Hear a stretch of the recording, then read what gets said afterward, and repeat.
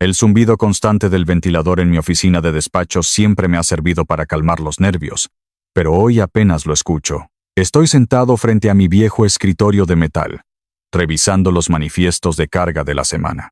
Mi espalda baja palpita con ese dolor sordo y crónico que me dejó una vida entera supervisando plataformas de carga.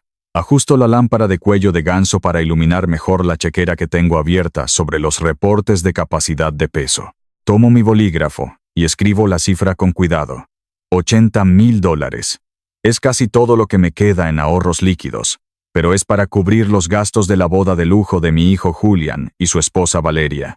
Siempre he creído que mi deber como padre es dar hasta que duela, comprar su tranquilidad con mi sudor, soportar el peso en silencio para que él no tenga que hacerlo. Arranco el cheque justo cuando la puerta de la oficina se abre de golpe. Julián entra vistiendo un traje a la medida que probablemente cuesta más que mi camioneta. Detrás de él entra Valeria, con sus tacones de diseñador resonando contra el piso de linóleo desgastado. Ella inmediatamente levanta una mano con las uñas perfectamente manicuradas para cubrirse la nariz. Dios mío, Julián. Huele a puro diésel y polvo aquí adentro, dice Valeria, mirando las sillas de visita como si estuvieran cubiertas de veneno. Se niega a sentarse. Es el olor del trabajo que pagó los arreglos florales de su boda. Respondo, tratando de mantener un tono amable. Extiendo la mano con el cheque. Aquí tienen. 80,000. Con esto deberían quedar saldadas todas las deudas del evento. Julian toma el papel rápidamente. Ni siquiera lo mira antes de guardarlo en el bolsillo interior de su saco. No hay un gracias. En su lugar, su rostro adopta esa expresión fría y calculada que usa cuando habla de negocios. Da un paso hacia mi escritorio y deja caer una gruesa carpeta legal de color manila justo sobre mis manifiestos de carga. El golpe levanta una pequeña nube de polvo. Gracias, papá. Pero en realidad vinimos a hablar de sinergia y de la liquidación de activos a largo plazo, dice Julian, apoyando ambas manos sobre mi escritorio. Es hora de que firmes el traspaso de las escrituras de este patio de maniobras de 15 acres. Me quedo paralizado. Mi mano, que aún sostiene el bolígrafo, se queda suspendida en el aire. Parpadeo, tratando de procesar sus palabras. ¿El traspaso de las escrituras? Julian, este es mi negocio. Es nuestro sustento. Es un pasivo, Mateo, interviene Valeria, dando golpecitos impacientes en la carpeta con su dedo índice. Ya estás muy mayor para manejar logística pesada. Julian encontró un apartamento hermoso en una comunidad de vida asistida. Muy económico. Es lo mejor para ti. El dolor en mi espalda baja parece irradiar hacia mi pecho. El cheque de $80,000 no fue suficiente. Nunca es suficiente. Me quedo mirando la carpeta legal, sintiendo cómo se me rompe el corazón en silencio mientras mi propio hijo me exige que firme la renuncia a mi propia existencia.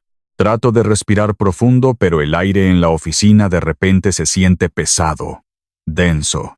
Extiendo la mano y tomo mi bastón, apretando el grueso mango de goma negra hasta que mis nudillos se ponen blancos. Necesito sentir algo sólido debajo de mí. Este patio mueve 400 toneladas de carga comercial cada semana, Julian, le digo, manteniendo la voz baja e intentando apelar a la razón. Conozco cada ruta, cada límite de carga de los puentes del condado. Esta es la estabilidad de nuestra familia. Es el trabajo de toda mi vida. Julián suelta una risa corta y sin humor. Se ajusta los puños de la camisa, mirándome desde arriba. Esa es una mentalidad obsoleta, papá. Mírate. Eres un riesgo para el portafolio. ¿O ya olvidaste el accidente con el montacargas hace un año? Rozaste una columna de soporte. Eres una responsabilidad legal esperando a estallar. Fue un rasguño en el parachoques trasero, respondo, sintiendo que la sangre me sube a la cara. Estaba lloviendo y el asfalto estaba resbaladizo. No perdí mis facultades. Valeria se cruza de brazos, adoptando una postura de falsa compasión que me revuelve el estómago. Lo hacemos por amor, Mateo. No queremos verte lastimado. Tienes que entender que la optimización de estos recursos es vital para nuestro futuro. Tu tiempo de trabajar ya pasó. Miro a mi hijo, buscando alguna sombra del niño que crié, alguna señal de culpa, pero sus ojos son como dos monedas frías. Mi instinto de padre Esa necesidad enfermiza de sacrificarme por él. Me susurra que tal vez tienen razón, que tal vez debería rendirme, pero el peso de mi bastón en la mano me ancla a la realidad.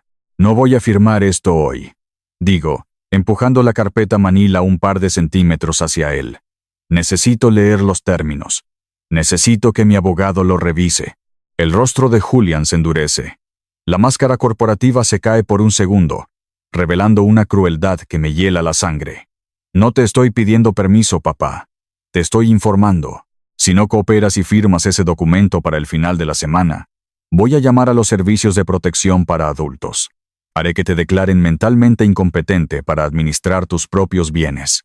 Y entonces, tomaré el control de todos modos. El silencio que sigue a su amenaza es absoluto, solo roto por el ruido lejano de un camión de 18 ruedas frenando en la autopista. Julian se da la vuelta. Toma a Valeria por el codo y ambos caminan hacia la puerta. Salen de la oficina sin mirar atrás, dejando la carpeta sobre mi escritorio. Me quedo solo, rodeado por el olor a diésel, sosteniendo el bastón con manos temblorosas, mirando el papel que amenaza con borrar todo lo que soy. Me quedo sentado en la penumbra de la oficina durante lo que parecen horas. El dolor en mi espalda es un recordatorio constante de mi edad, pero el dolor en mi pecho es algo nuevo. Es la traición. Con un suspiro pesado, me inclino hacia adelante y enciendo mi computadora central de despacho. Es un hábito arraigado por 40 años de gestión logística. Siempre reviso el perímetro antes de cerrar. El ventilador de la torre de la computadora ruge mientras carga el software de telemetría y el sistema de cámaras de seguridad. Hago clic en la cuadrícula de monitores. La cámara de la puerta principal muestra la calle vacía. Pero cuando cambio a la cámara de la zona trasera, me detengo. La camioneta deportiva de lujo de Julian no ha salido de la propiedad. Está estacionada cerca de la valla perimetral sur, justo al lado de los viejos pozos de prueba ambiental. Frunzo el ceño. Julian odia ensuciarse los zapatos en esa parte del patio. Muevo el ratón y selecciono la cámara de seguridad de la báscula de pesaje, la cual tiene un micrófono integrado de alta potencia que instalé para comunicarme con los camioneros sin tener que salir de la oficina. Ajusto el dial de volumen en mi escritorio, filtrando la estática del viento. La voz de mi hijo entra por los pequeños altavoces, nítida y cargada de arrogancia. Sí, te lo aseguro, está diciendo Julian por su teléfono celular, pateando una piedra cubierta de polvo. El viejo está acorralado. Va a firmar esta misma semana. En cuanto tenga el control de la escritura, liquidamos. 15 acres en este corredor industrial valen millones para tu cliente. Ese gigante tecnológico podrá construir su centro de datos masivo aquí sin problemas. Escucho la pausa mientras el corredor de bienes raíces le responde algo inaudible. No te preocupes por él, responde Julian, y su tono me congela la sangre. Lo voy a meter en un asilo barato, en las afueras de la ciudad. El dinero de la venta es para mi capital de inversión, no para pagarle lujos a un viejo que ya no sirve para nada. Solo ten listos los contratos de compraventa. Apago el volumen. El silencio regresa a mi oficina, pero algo dentro de mí se ha roto de forma permanente. Durante años, creí que mi deber era sufrir para que él prosperara. Creí que si le daba suficiente dinero, suficiente amor, suficiente de mi propia vida, él me respetaría. Pero al escucharlo hablar de mí como si fuera basura que necesita ser barrida, esa devoción ciega se evapora. El martirio paternal muere en este instante. Lo que queda en su lugar es una resolución fría, dura y mecánica. No me voy a dejar aplastar. Me levanto de la silla, apoyando todo mi peso en el bastón de goma. Sé que no puedo enfrentar a un equipo de abogados corporativos usando solo mi ira. Julián tiene los trajes, los contactos y la crueldad, pero yo tengo 40 años de conocimiento industrial. Conozco las entrañas de esta tierra mejor que nadie. Camino lentamente hacia la esquina de la oficina, donde descansan 4 archiveros de metal oxidado. El metal chilla cuando tiro de la manija del cajón inferior. El olor a papel viejo y humedad llena el aire. Empiezo a revisar las carpetas manila, pasando los dedos callosos por las etiquetas descoloridas. Busco los registros originales de 1995. Los permisos de zonificación. Mis manos se detienen en una carpeta roja. La saco con cuidado y la llevo a mi escritorio. Al abrirla, encuentro exactamente lo que buscaba. el formulario 8700-12 de la Agencia de Protección Ambiental. Es la notificación de actividad de residuos peligrosos. Hace décadas, este patio funcionaba como un sitio de transferencia para químicos industriales. El permiso ha estado inactivo durante más de 10 años, porque cambié el modelo de negocio a carga seca, pero nunca revoqué el estatus oficial con el condado. Legalmente esta tierra sigue zonificada como un sitio de materiales tóxicos. Una sonrisa amarga y sin alegría se dibuja en mi rostro. Julian quiere venderle mi tierra a una empresa de tecnología para construir un centro de datos. Pero ningún gigante tecnológico puede construir servidores millonarios sobre tierra zonificada como peligrosa, sin antes pasar por un proceso de remediación ambiental que tarda años y cuesta millones de dólares. Si reactivo el estatus de este permiso, mi patio de maniobra se convertirá en un activo tóxico. Será completamente invendible para cualquier desarrollador corporativo. Julian cree que está a punto de robar una mina de oro, pero voy a asegurarme de que, cuando abra la bóveda, solo encuentre tierra envenenada. Cierro la carpeta roja. Es hora de hacer un movimiento. El sol de la tarde castiga el asfalto mientras conduzco mi vieja camioneta hacia un restaurante de carretera a pocos kilómetros del patio. El motor tose un poco al estacionar, pero sigue siendo confiable. Entro al local, donde el olor a café quemado y tocino frito domina el ambiente. En la cabina del fondo está sentado Héctor Salinas, un abogado sindical retirado y un viejo amigo que conoce las leyes de zonificación industrial mejor que los propios jueces. Me siento frente a él, apoyando mi bastón contra la mesa, y deslizo la carpeta roja hacia su lado. Héctor toma un sorbo de su café negro, abre la carpeta y lee el formulario de la agencia ambiental. Sus cejas grises se levantan. ¿Quieres reactivar el estatus de residuos peligrosos, Mateo?, pregunta Héctor, bajando la voz. Me mira a los ojos con seriedad. Si haces esto, el valor comercial de tu propiedad caerá en picada para cualquier comprador que no sea del sector químico. Y si Julian se entera de que estás saboteando la venta, te va a destrozar en la corte. Va a jugar sucio. Ya está jugando sucio, Héctor, le respondo, apoyando los codos en la mesa de formica. Me amenazó con declararme incompetente. Quiere vender mis 15 acres a una empresa de tecnología para un centro de datos y tirarme en un asilo. Necesito que lleves este formulario al registro del condado y lo archives de manera discreta. Que entre al sistema público para fin de mes. Héctor cierra la carpeta y suspira, frotándose la barbilla. Lo haré. Pero escúchame bien, viejo amigo. Para venderle a una empresa de tecnología, Julian va a necesitar un préstamo puente de varios millones de dólares. Y el banco le va a exigir un reporte ambiental limpio. Si la tierra está sucia, o si él está desesperado, podría intentar falsificar ese reporte para conseguir el dinero rápido. Si falsifica un reporte ambiental federal para asegurar un préstamo bancario, eso es fraude electrónico y fraude federal. Digo, sintiendo cómo los engranajes de mi plan encajan perfectamente. Déjalo que lo haga. Le voy a dar toda la cuerda que necesite para que se ahorque solo. Héctor asiente lentamente, guardando la carpeta en su maletín. Estás yendo a la guerra contra tu propia sangre, Mateo. No habrá vuelta atrás después de esto. Él dejó de ser mi sangre en el momento en que me vio como un estorbo. Respondo. Pago la cuenta y salgo del restaurante.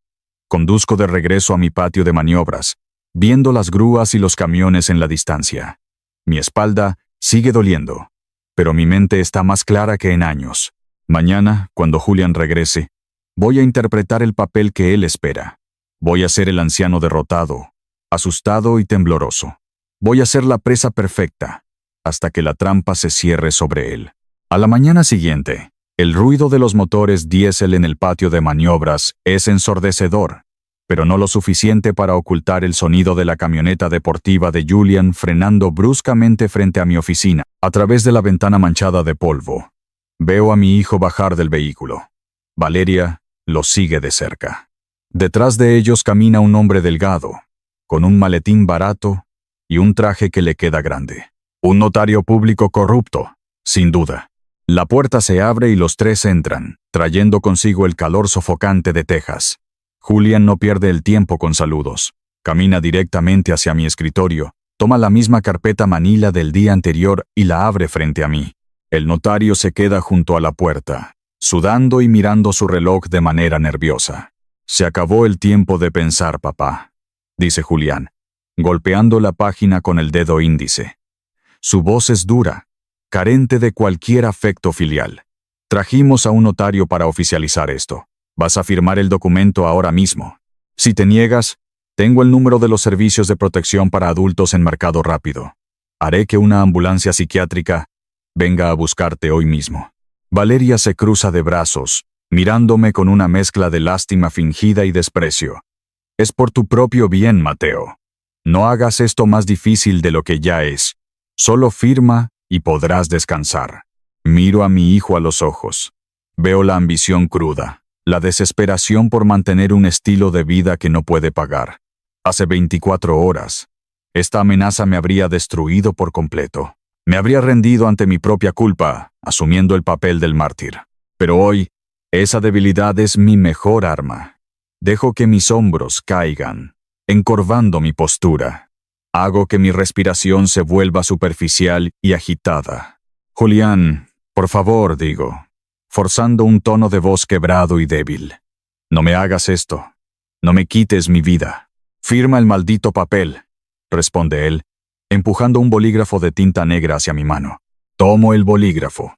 Dejo que mis dedos tiemblen violentamente. Llevo la punta hacia la línea de firma, pero justo antes de tocar el papel, aflojo el agarre. El bolígrafo cae al suelo del linóleo y rueda debajo del escritorio. Suelto un quejido bajo, frotándome los nudillos. «Mi artritis», murmuro, parpadeando rápidamente como si estuviera a punto de llorar. Me está dando un ataque de dolor. Mi visión está borrosa. No puedo sostener el bolígrafo. Julián suelta un gruñido de pura frustración, pasándose las manos por el cabello perfectamente peinado. «Es increíble. Siempre tienes que hacer un drama de todo. Recógelo. Necesito agua», digo, respirando con dificultad, apoyando una mano temblorosa sobre mi pecho. «Por favor, Julián. Un vaso de agua de la sala de descanso para tomar mi pastilla. Me siento mareado. Solo dame un minuto para estabilizarme, y firmaré lo que quieras». Julián me mira con asco. Luego mira a Valeria. Ella pone los ojos en blanco. «Yo voy», dice Valeria, dándose la vuelta con fastidio. «Asegúrate de que el vaso esté limpio», le grita Julián, siguiéndola hacia el pasillo que lleva a la pequeña sala de descanso. El notario, incómodo, sale al porche para encender un cigarrillo. En el instante en que desaparecen de mi vista, el temblor en mis manos se detiene por completo. Mi postura se endereza. Saco mi teléfono celular del bolsillo de mi camisa con movimientos rápidos y precisos. Abro la aplicación de la cámara. Silencio el sonido del obturador. Levanto las páginas del documento legal y comienzo a tomar fotografías de alta resolución de cada hoja, asegurándome de capturar los párrafos, los sellos y las cláusulas. Tengo exactamente 3 minutos. Deslizo el dedo por la pantalla de mi teléfono, revisando rápidamente las fotografías que acabo de tomar. Acerco la imagen al primer párrafo del documento. Mis ojos, entrenados durante décadas para encontrar errores en manifiestos de carga de cientos de páginas, escanean el texto legal. Me detengo en la tercera cláusula. Frunzo el ceño. Este documento no es un traspaso de escrituras de bienes raíces. Es un poder notarial médico limitado. Otorga a Julián la autoridad para tomar decisiones sobre mi salud y administrar cuentas bancarias menores en caso de incapacidad física, pero no le da el poder de vender una propiedad comercial de 15 acres. La trampa se vuelve evidente. Julián sabe que un notario corrupto no se arriesgaría a certificar un traspaso de tierras millonario bajo coacción evidente. Así que me está haciendo firmar un documento médico inofensivo. Pero una vez que tenga mi firma certificada en la última página, van a alterar las primeras hojas para convertirlo en un poder notarial duradero y amplio, dándole control absoluto sobre mis activos. Es una falsificación de manual. Escucho los pasos de Valeria y Julián regresando por el pasillo. Guardo el teléfono en mi bolsillo y vuelvo a encorvarme en la silla. Dejo caer mi cabeza ligeramente y comienzo a frotarme las manos de nuevo. Valeria entra y pone un vaso de agua de plástico sobre el escritorio, derramando un poco sobre el metal oxidado. Julián entra detrás de ella, recogiendo el bolígrafo del suelo. Me lo entrega con brusquedad. «Ya tomaste tu agua. Ahora firma». exige Julian, señalando la última página del documento. Tomo el bolígrafo. Sé que si firmo con mi trazo habitual, firme y angular, el mismo que uso para autorizar cargamentos de 40 toneladas, el banco podría aceptar el documento alterado sin hacer preguntas. Necesito que esta firma sea una prueba de su propio fraude. Apoyo la punta del bolígrafo sobre la línea punteada. Dejo que mi mano tiemble de verdad esta vez. Escribo mi nombre lentamente, aplicando una presión irregular. La M inicial sale torcida. La A aparece un círculo aplastado. Y el apellido Vargas es apenas un garabato tembloroso e ilegible.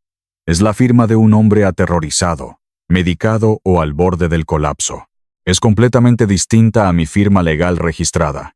Julian arranca el documento de debajo de mi mano en el instante en que levanto el bolígrafo. Revisa la firma rápidamente y una sonrisa de triunfo absoluto ilumina su rostro. Llama al notario, quien entra, estampa su sello oficial junto a mi garabato, firma como testigo y sale casi corriendo de la oficina. «¿Ves, papá? No fue tan difícil», dice Julian, guardando el documento en su carpeta. Se abrocha el saco, luciendo como el ejecutivo exitoso que siempre finge ser. «Te enviaré a los de la mudanza a finales de mes. Empieza a empacar tus cosas». No digo nada. Mantengo la mirada baja, interpretando mi papel hasta el final. Valeria ni siquiera se despide. Ambos salen de la oficina y suben a su camioneta. Me levanto lentamente. Camino hacia la ventana y los observo alejarse, levantando una nube de polvo en el camino de grava. Creen que tienen la llave de mi reino, pero no saben que acaban de firmar su propia sentencia. El polvo aún no se asienta en el camino de entrada cuando me siento frente a mi computadora central de despacho. Cierro la ventana de las cámaras de seguridad y abro el programa de telemetría de equipos pesados. Hace varios meses, cuando Julian se quejaba de que su camioneta de lujo tenía problemas eléctricos, me ofrecía revisarla en el taller del patio. Mientras el mecánico cambiaba el aceite, yo instalé un pequeño rastreador de flota GPS debajo del chasis. Le dije a Julian que era un sensor de diagnóstico para ayudarle con las alertas de mantenimiento. Él, por supuesto, no entiende nada de mecánica y lo olvidó al día siguiente. Tecleo mi contraseña, y el mapa digital de Houston aparece en la pantalla. Un pequeño punto azul parpadea en la autopista interestatal, moviéndose a alta velocidad. Es Julian. Me recuesto en la silla, observando la trayectoria. No se dirigen a un hospital, ni a un centro de cuidado de ancianos, ni siquiera a un banco tradicional. El punto azul toma la salida hacia el distrito comercial del centro. Abro un bloc de notas digital en mi segundo monitor y comienzo a registrar las coordenadas y las marcas de tiempo. El punto azul se detiene. Hago zoom en el mapa satelital. Están estacionados frente a una imprenta comercial de alta gama, un lugar conocido por producir documentos corporativos y encuadernaciones legales. Permanecen allí durante 45 minutos. El tiempo suficiente para desarmar la carpeta, imprimir nuevas páginas frontales que otorgan poderes absolutos sobre bienes raíces y volver a encuadernar el documento falso con la última página que contiene mi firma temblorosa y el sello del notario. Anoto la hora exacta de salida. El punto azul vuelve a moverse, esta vez adentrándose en el distrito financiero. Se detiene frente a un edificio de oficinas de cristal oscuro. Conozco ese edificio. Conozco a la gente que opera allí. Es la sede de un prestamista de dinero duro. Una firma de capital privado famosa por otorgar préstamos puente masivos a tasas de interés predatorias, sin hacer demasiadas preguntas, siempre y cuando haya un activo inmobiliario sólido como garantía. La estrategia de Julian es clara como el cristal. Sabe que un banco comercial tradicional tardaría meses en aprobar un préstamo para comprar y desarrollar el patio, y harían auditorías exhaustivas. Pero un prestamista de dinero duro le entregará $5 millones en cuestión de días, usando mis 15 acres como aval, basándose en el poder notarial falsificado. La sangre me hierve, pero mantengo las manos firmes sobre el teclado. Guardo el registro de coordenadas. Acabo de compilar una línea de tiempo irrefutable de sus movimientos. Tengo la prueba digital de que fueron a una imprenta antes de ir a pedir el préstamo. La red se está cerrando, hilo por hilo. 2 días después, el teléfono de mi escritorio suena con fuerza. Contestó de inmediato. Es Héctor Salinas. Su voz suena tensa a través de la línea. acompañada por el ruido de papeles siendo hojeados. Mateo, mis contactos en el registro de la propiedad me acaban de dar un aviso, dice Héctor, yendo directo al grano. El prestamista de capital privado que Julian contactó está procesando el préstamo puente por $5 millones. Pero hay un obstáculo. Como la propiedad está en un corredor industrial, la firma financiera requiere una evaluación ambiental de sitio fase 1 antes de liberar los fondos. Quieren asegurarse de que la tierra no esté contaminada antes de aceptarla como garantía. Siento una punzada de satisfacción fría. Una fase 1 real requiere semanas de trabajo, Héctor. Necesitan traer plataformas de perforación pesadas, tomar muestras de suelo a 20 metros de profundidad, enviar los núcleos a un laboratorio certificado y esperar los resultados. Julian no tiene semanas. El gigante tecnológico quiere cerrar la compra del terreno este mes. Exactamente, responde Héctor. Y aquí es donde la cosa se pone peligrosa. El prestamista espera el reporte ambiental para mañana por la tarde. ¿Has visto equipos de perforación en tu patio, Mateo? ¿Ha entrado algún ingeniero ambiental? Dejo el teléfono apoyado entre mi hombro y mi oreja. Muevo el ratón de la computadora y abro los registros de la puerta perimetral.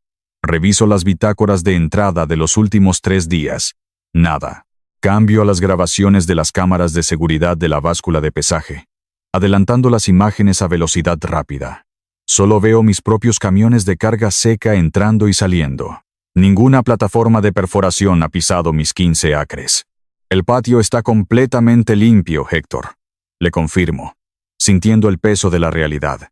Nadie ha tomado una sola muestra de tierra. Héctor suelta un silbido bajo. Entonces lo va a hacer. Julian va a falsificar el reporte ambiental. Probablemente comprará datos limpios de una propiedad comercial diferente y le cambiará la dirección para que coincida con tu patio.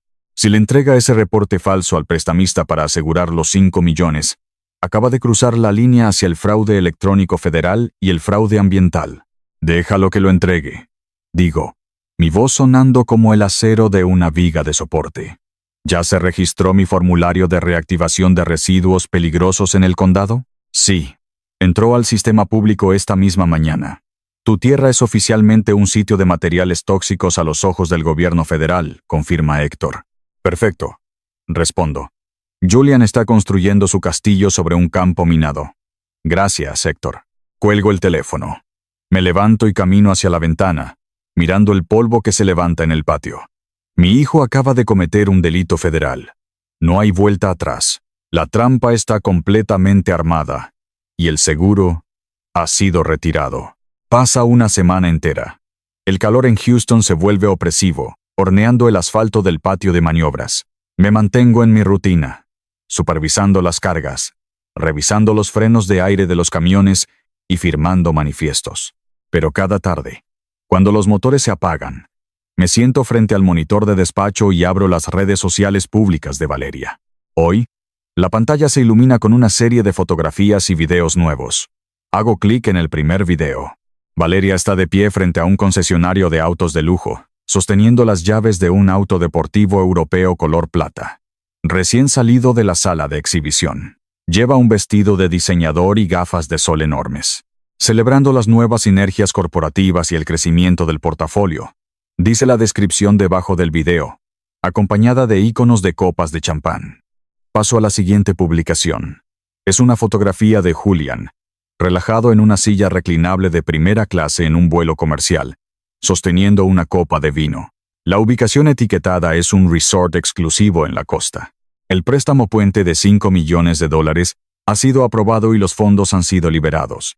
El prestamista aceptó el poder notarial alterado y el reporte ambiental falsificado. Julian y Valeria no perdieron ni un segundo en empezar a gastar el dinero que creen haber asegurado vendiendo mi vida. Siento una mezcla de asco y tristeza profunda, pero no permito que la emoción nuble mi juicio. Presiono las teclas de comando en mi teclado y tomo capturas de pantalla de cada fotografía, cada video y cada fecha de publicación. Enciendo la vieja impresora láser de la oficina. El zumbido mecánico llena la habitación mientras las hojas de papel caliente salen por la bandeja. Tomo las hojas impresas. Muestran el auto deportivo, los boletos de primera clase y el lujo descarado financiado con fraude federal. Camino hacia el archivero. y abro el cajón superior. Saco una carpeta gruesa con pestañas rojas. Con meticulosidad industrial, archivo las capturas de pantalla de las redes sociales justo detrás de los registros de coordenadas del rastreador GPS.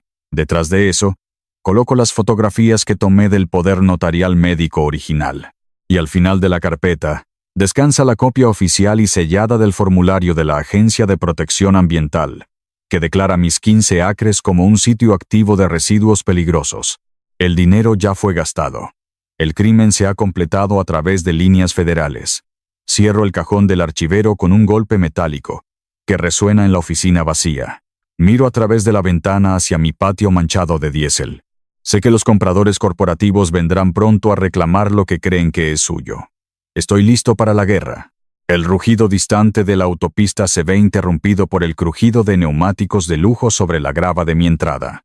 Una caravana de 3 camionetas deportivas negras, relucientes y con vidrios polarizados, se detiene frente a los portones principales de malla ciclónica del patio de maniobras.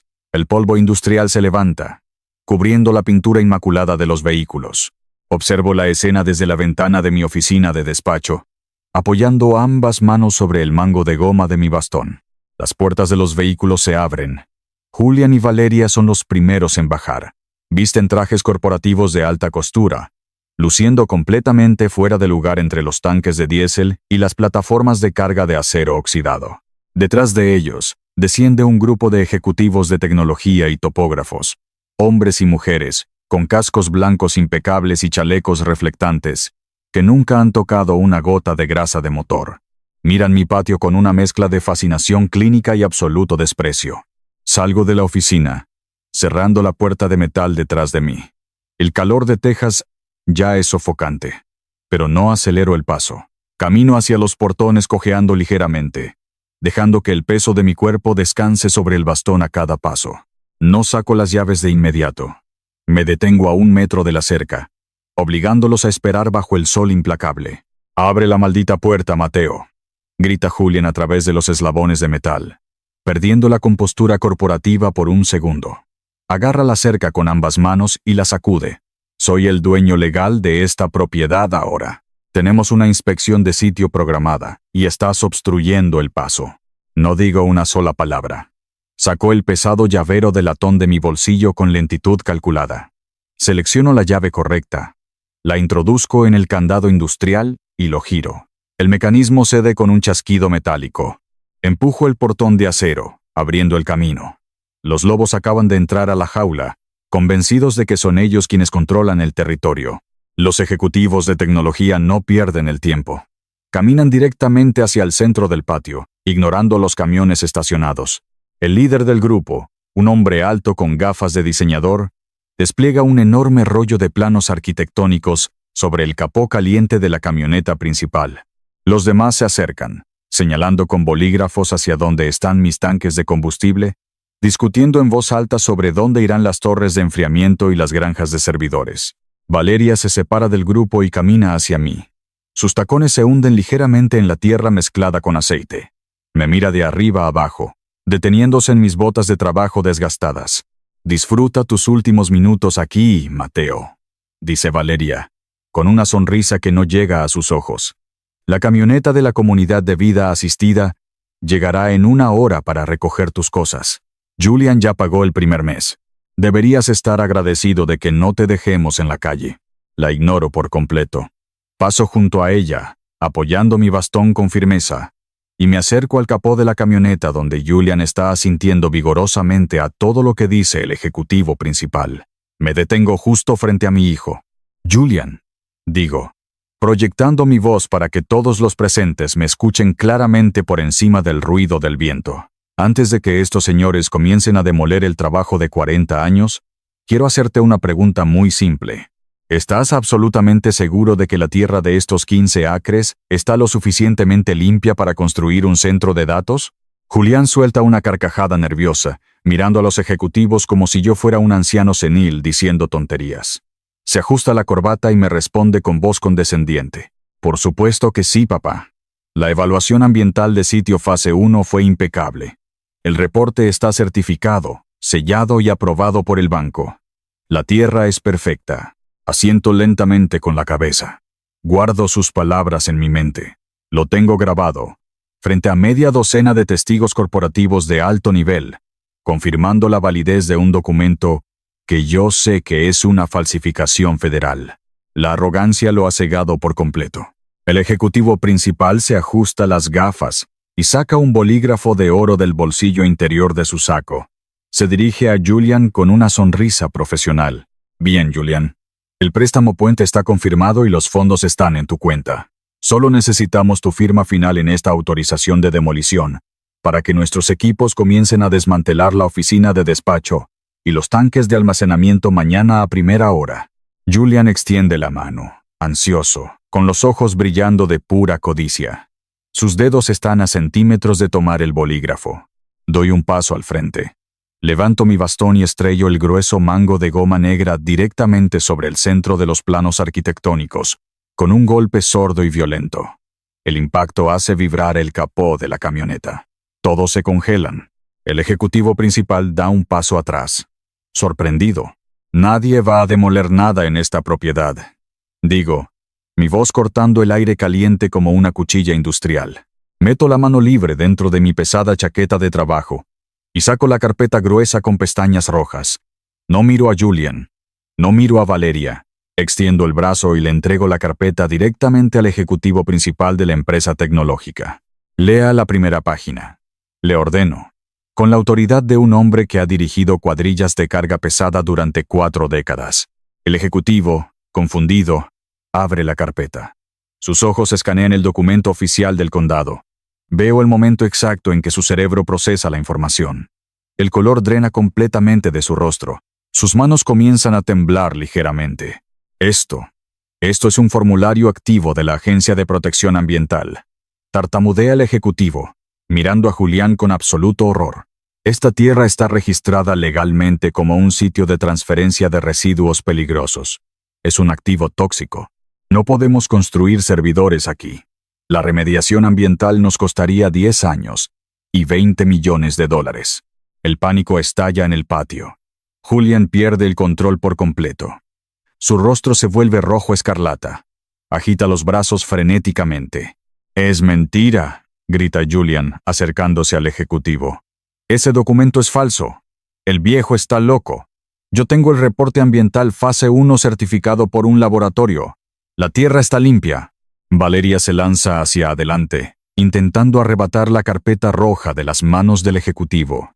Pero el hombre retrocede bruscamente, mirándola con asco, protegiendo el documento contra su pecho.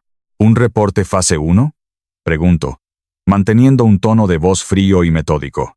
Meto la mano en la carpeta que aún sostiene el ejecutivo y saco el segundo bloque de documentos.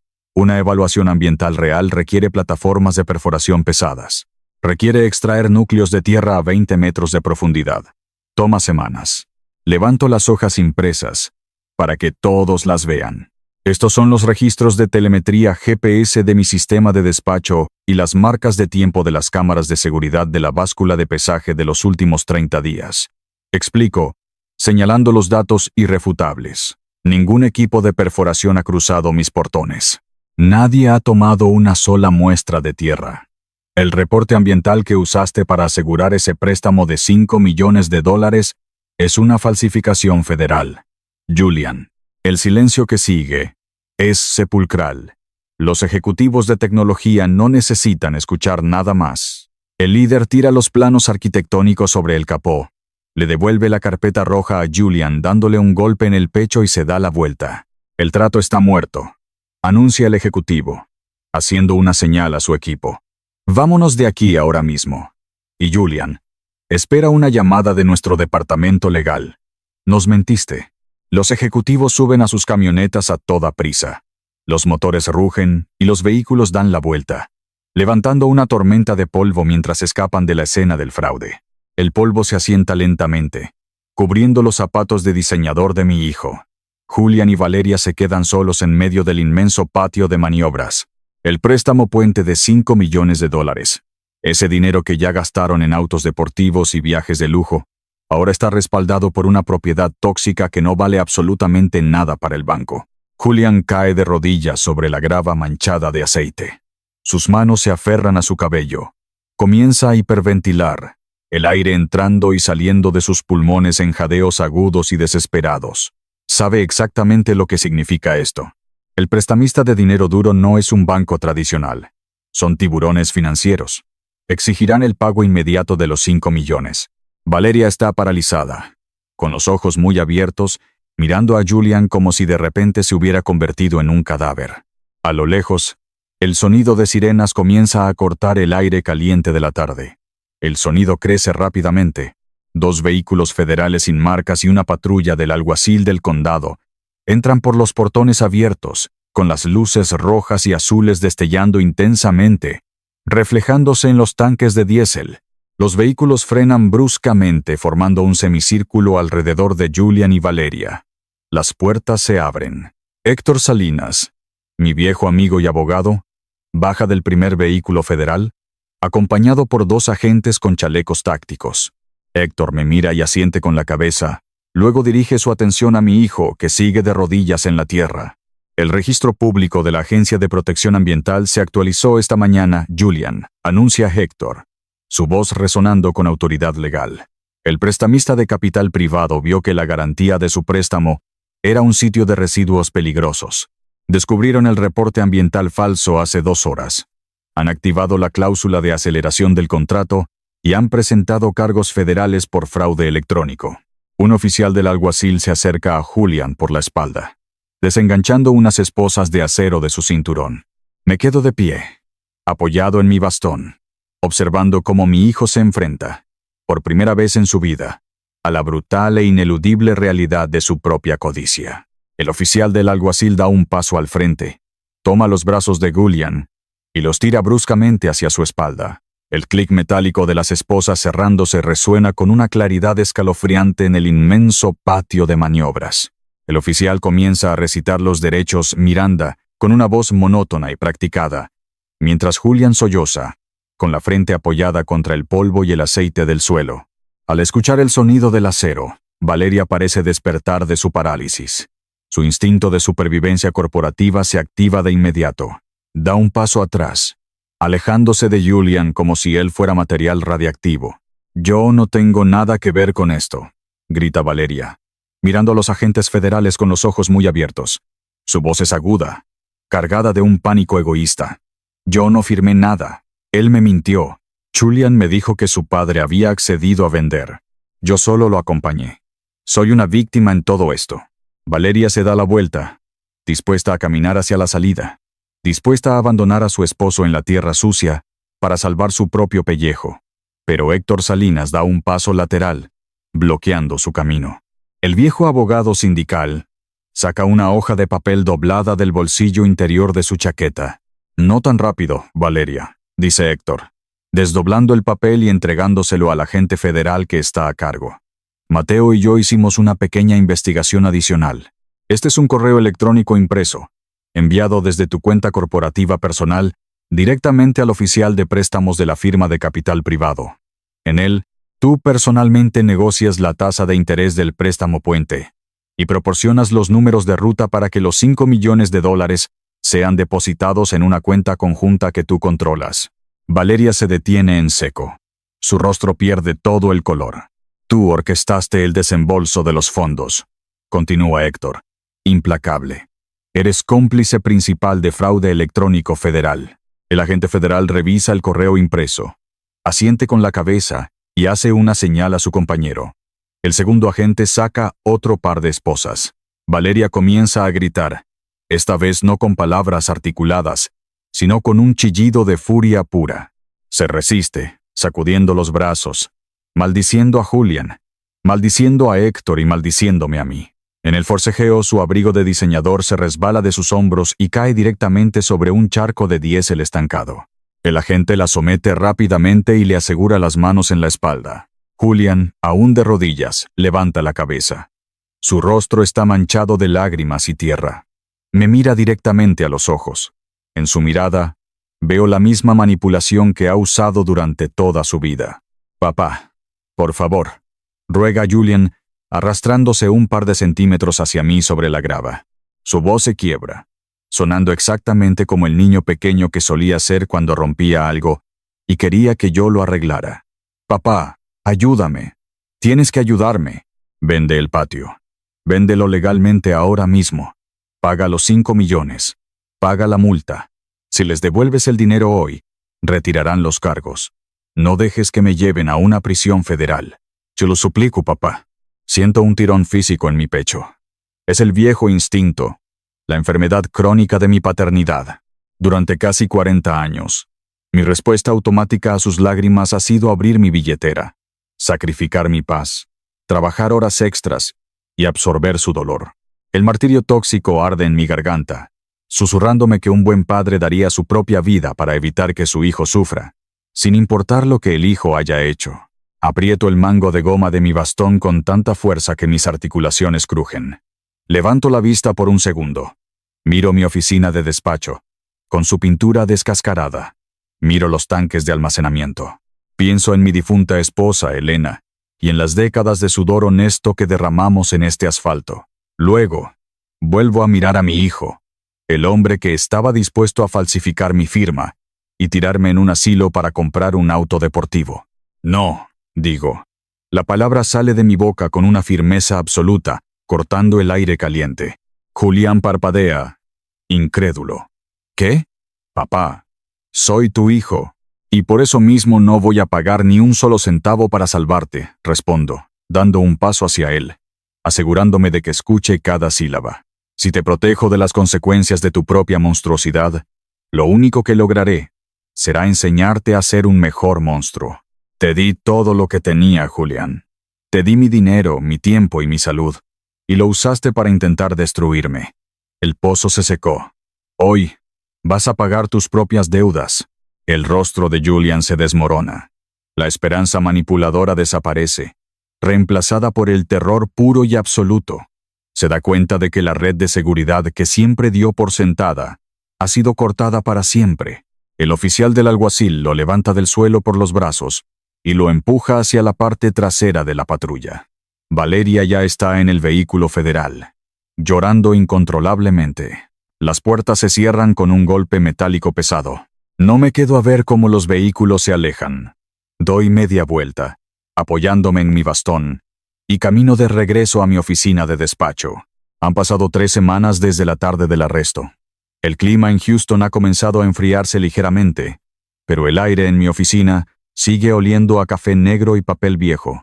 Estoy sentado en mi escritorio, leyendo un grueso paquete de actualizaciones legales que Héctor Salinas acaba de traerme. La maquinaria de la justicia financiera es mucho más rápida y despiadada que la justicia penal. El prestamista de dinero duro, al descubrir que la garantía de 15 acres era nula y tóxica, no esperó al juicio. Ejecutaron una acción civil de embargo inmediato contra todos los bienes de Julián y Valeria, para recuperar los $5 millones del préstamo puente, más los intereses punitorios y las tarifas de penalización. Paso la página del reporte, leyendo los detalles con una precisión clínica. La casa de lujo de Julián en los suburbios exclusivos ha sido embargada y puesta en ejecución hipotecaria. El auto deportivo europeo color plata, el mismo que Valeria presumía en sus videos, fue recuperado por grúas a las 3 de la mañana. Las cuentas bancarias corporativas de la empresa de consultoría de Julián fueron congeladas e incautadas por el gobierno federal. Incluso el inventario de muebles de alta gama que Valeria usaba para su negocio de decoración fue liquidado en una subasta pública. Fueron despojados de absolutamente todo. No les quedó ni un solo dólar para pagar abogados defensores de alto nivel, obligándolos a depender de defensores públicos sobrecargados de trabajo. Dejo el reporte sobre el escritorio y me recuesto en mi silla. No siento alegría. No hay una celebración triunfal en mi pecho, ni una sonrisa en mi rostro. Lo que siento es una paz pesada y solemne. Es la sensación de un cirujano después de amputar una extremidad infectada para salvar el resto del cuerpo. Fue brutal, fue doloroso, pero la infección de la codicia ha sido extirpada de mi vida. Me niego a dejar que mis 15 acres de tierra se conviertan en un monumento a la traición. Este patio fue construido con el esfuerzo conjunto de mi difunta esposa y el mío, y merece un propósito que ninguna corporación pueda corromper. Durante las siguientes semanas, trabajo estrechamente con Héctor y mis viejos contactos del sindicato de transporte. Usando una parte de los ahorros que me quedaron, establecemos legalmente un centro de capacitación sin fines de lucro en la propiedad. Traigo maquinaria pesada de segunda mano, un par de montacargas reacondicionados, una grúa de patio y un viejo camión de plataforma. El objetivo es simple: entrenar a jóvenes de los barrios marginados de Houston, muchachos que no tienen dinero para la universidad, pero que están dispuestos a trabajar duro. Les enseñamos a operar equipos, a leer manifiestos de carga, a entender la logística y las normas de seguridad. Les damos una certificación que les garantiza un trabajo digno y bien pagado, en el puerto o en los corredores industriales. Una mañana de martes, el patio está lleno de vida nuevamente. El rugido de los motores diésel vuelve a ser la banda sonora de mis días. Estoy de pie cerca de la cerca perimetral, observando a un joven estudiante de 19 años intentando maniobrar un montacargas para levantar un palé de madera cargado con bloques de cemento. El muchacho está nervioso. Tira de la palanca de elevación con demasiada fuerza, y el montacargas se sacude, amenazando con soltar la carga. Me acerco lentamente, levantando una mano. Suave, muchacho. Es hidráulica, no es un martillo, le digo, señalando las horquillas de acero. Siente el peso en el contrapeso trasero. Deja que la máquina haga el trabajo por ti. Respira y empuja la palanca solo 1 milímetro. El estudiante asiente. Traga saliva y sigue mis instrucciones. Las horquillas se deslizan perfectamente debajo del palé y la carga se levanta con una suavidad impecable. El muchacho me mira con una sonrisa enorme, llena de orgullo genuino. Le devuelvo la sonrisa. En ese breve intercambio, siento una conexión, un sentido de paternidad real y ganada, algo que nunca pude comprar con Julian, sin importar cuántos miles de dólares gastara.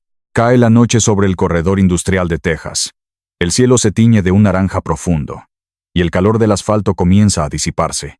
Los estudiantes se han ido a casa y los motores están apagados. Estoy sentado en la vieja silla de madera en el porche de mi oficina de despacho, sosteniendo una taza de café negro y humeante. Pienso en Julian. Héctor me informó que, como parte de su acuerdo de culpabilidad previo al juicio, Julian ha sido obligado a tomar un trabajo de salario mínimo lavando platos en una cocina industrial para comenzar a pagar las multas de restitución al gobierno. Vive en un apartamento estrecho y oscuro, esperando su sentencia final. Sé que está sufriendo. Sé que el dolor que siente ahora mismo es aplastante, pero por primera vez en mi vida, entiendo que es un dolor limpio.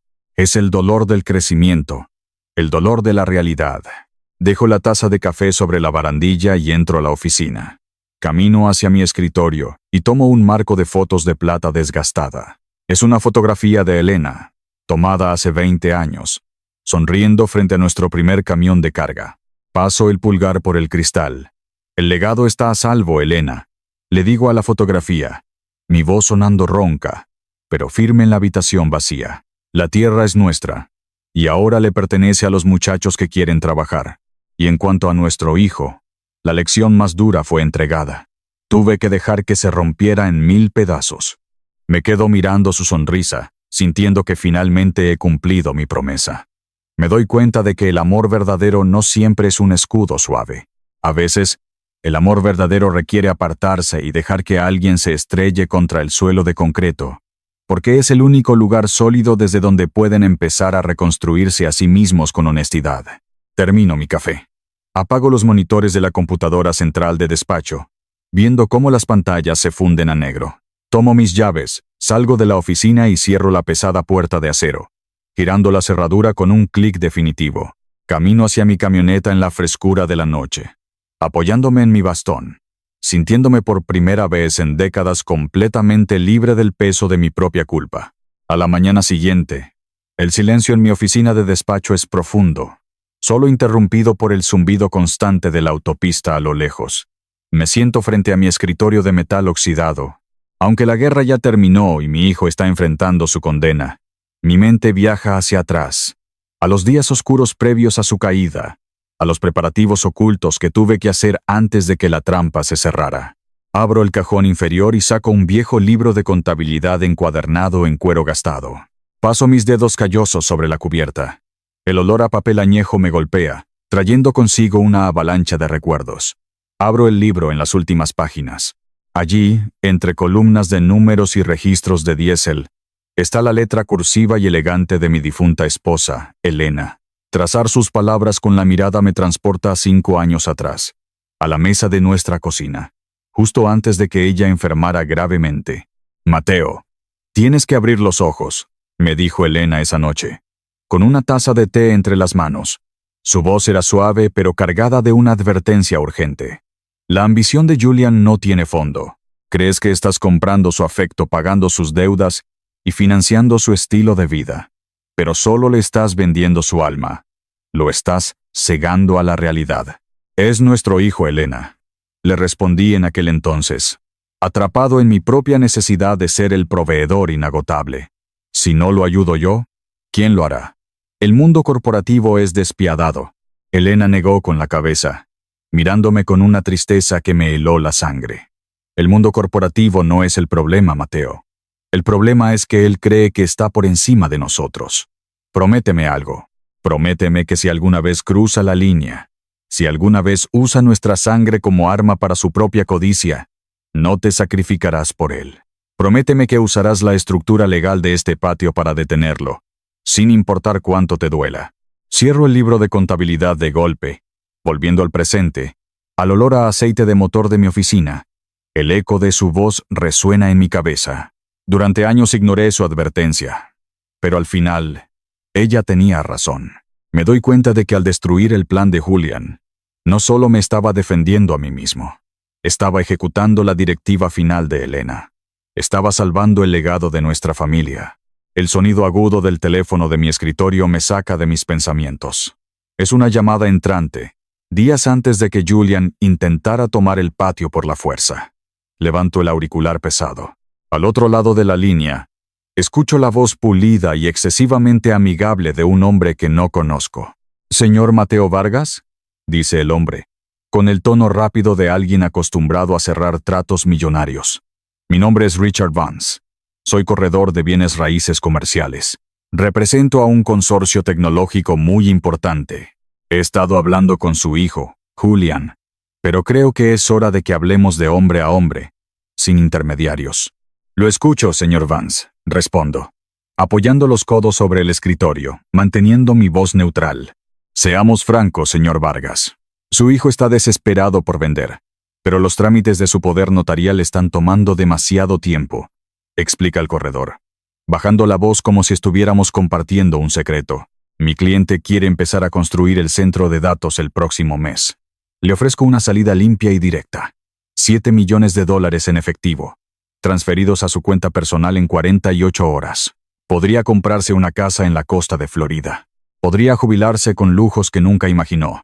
Solo tiene que firmar las escrituras hoy mismo y dejar a su hijo fuera de la ecuación».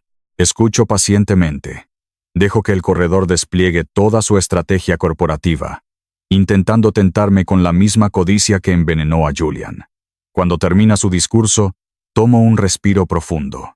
«Señor Vance, le sugiero que despida a su equipo de investigación legal», le digo, con una frialdad industrial. «Si hubieran hecho su trabajo, sabrían que este patio de 15 acres tiene un formulario activo de la Agencia de Protección Ambiental. Es el 8700-12. Esta tierra está registrada a nivel federal como un sitio de transferencia de residuos peligrosos. Hay un silencio absoluto en la línea. Puedo escuchar la respiración entrecortada del corredor. Eso es imposible», tartamudea Vance, perdiendo toda su arrogancia corporativa. «Su hijo nos garantizó que la tierra estaba limpia. Nos mostró un reporte preliminar. Mi hijo es un mentiroso que está a punto de cometer fraude federal», respondo, cortante. «Si su cliente compra esta tierra, heredarán un pasivo ambiental que les costará $20 millones en remediación. No vuelva a llamar a este número». Cuelgo el teléfono con fuerza. El intento de soborno ha sido neutralizado. He asegurado el perímetro de mi vida.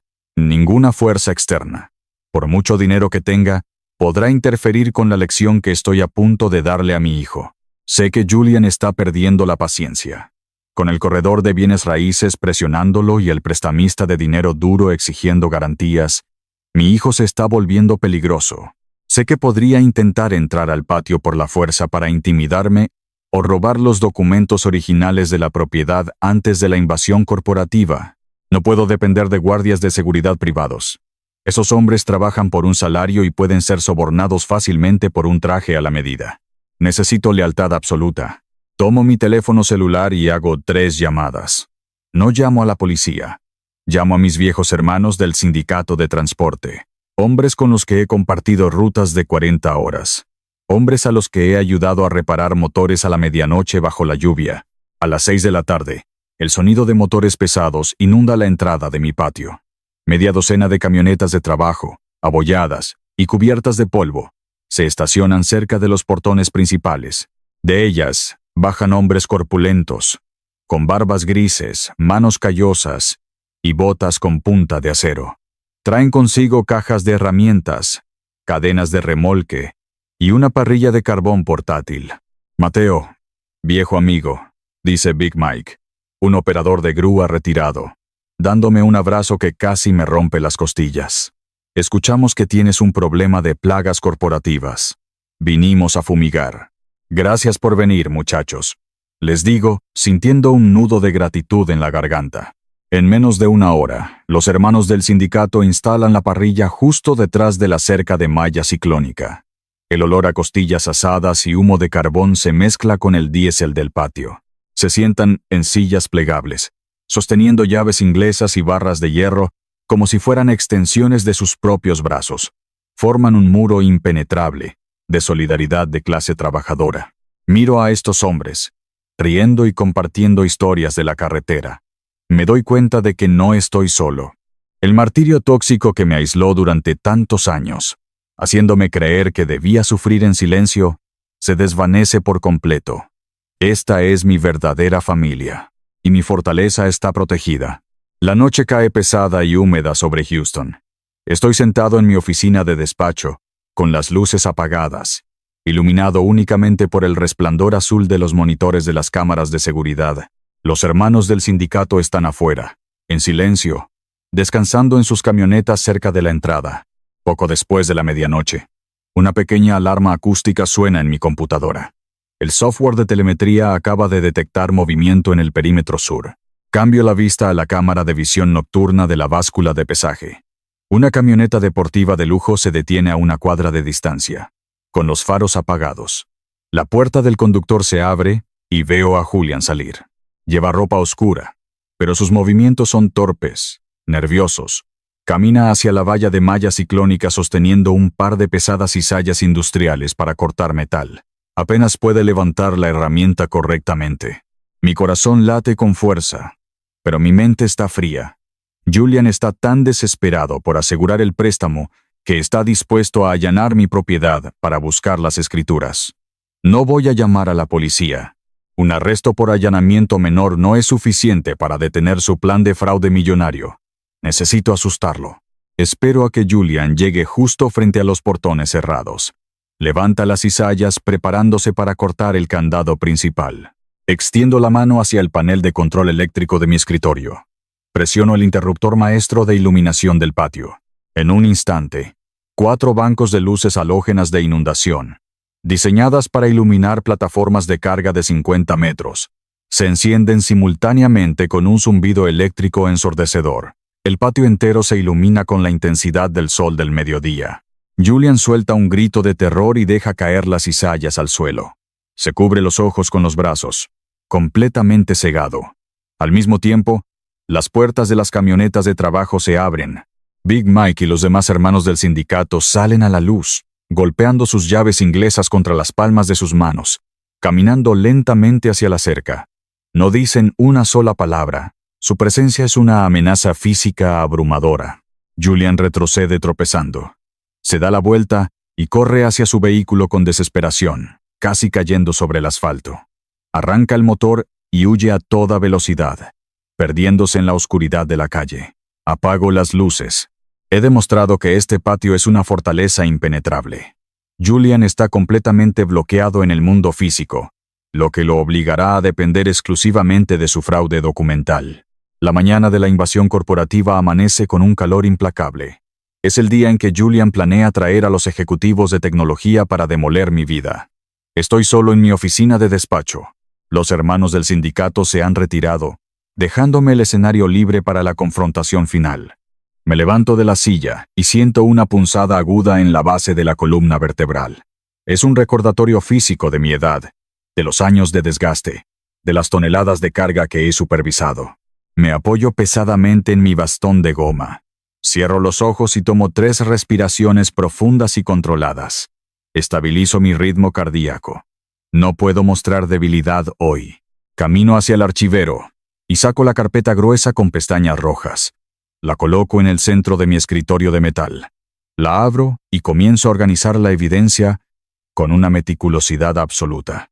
Primero, coloco el formulario original de la Agencia de Protección Ambiental, el documento que certifica esta tierra como un activo tóxico. Detrás de él, alineo perfectamente los registros impresos del sistema de telemetría GPS, demostrando que Julian falsificó el reporte ambiental.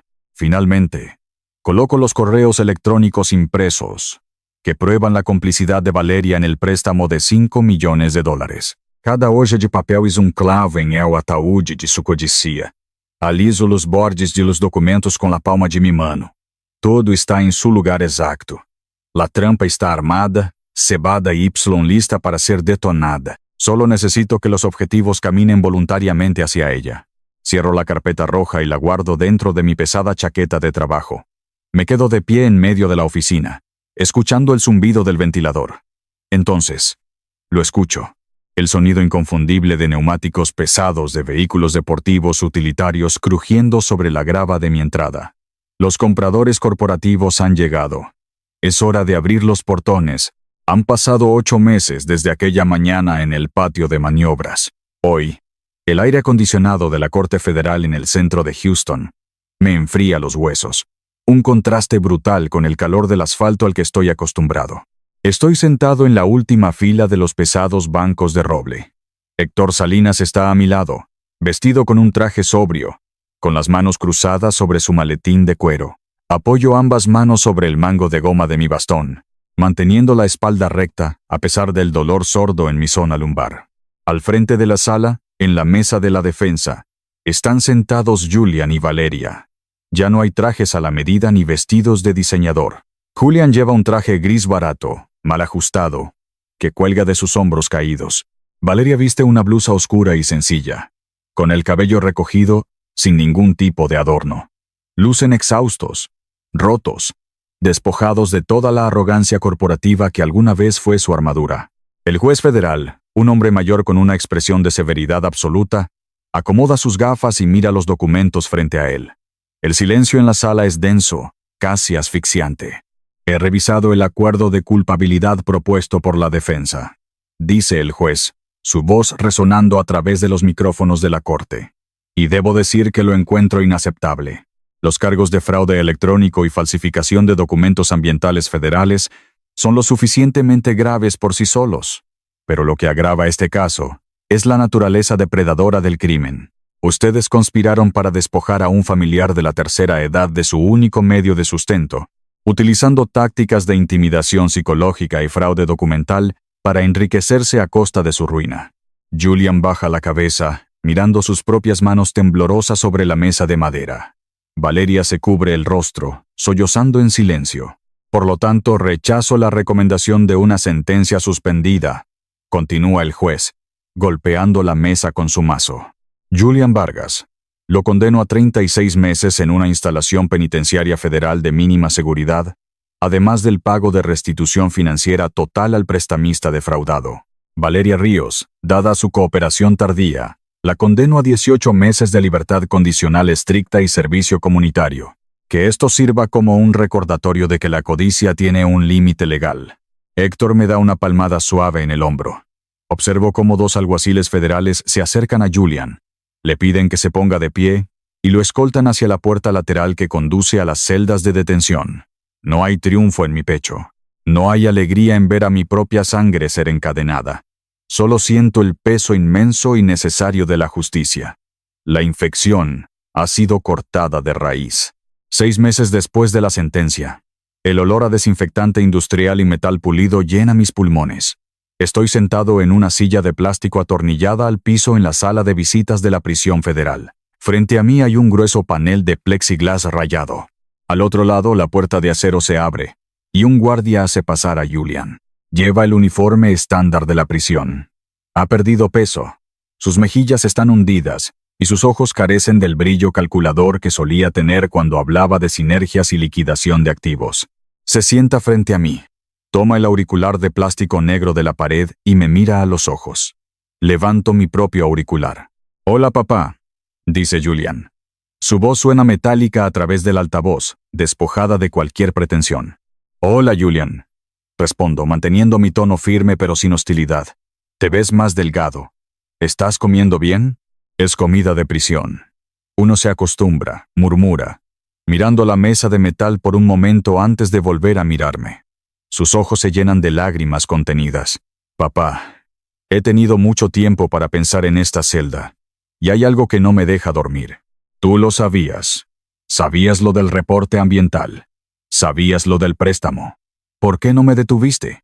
¿Por qué no me advertiste antes de que firmara esos papeles? Podrías haberme salvado de esto». Aprieto el auricular. Es la pregunta que sabía que llegaría. Si te hubiera advertido, Julian, no habrías aprendido nada. Solo habrías aprendido a esconder mejor tus crímenes. Habrías buscado a un notario más discreto, a un falsificador más hábil. El problema no era el documento. El problema era tu alma. Estabas dispuesto a tirarme a la basura por un auto deportivo. Julian aprieta los labios, dejando que una lágrima ruede por su mejilla. Tenía miedo, papá.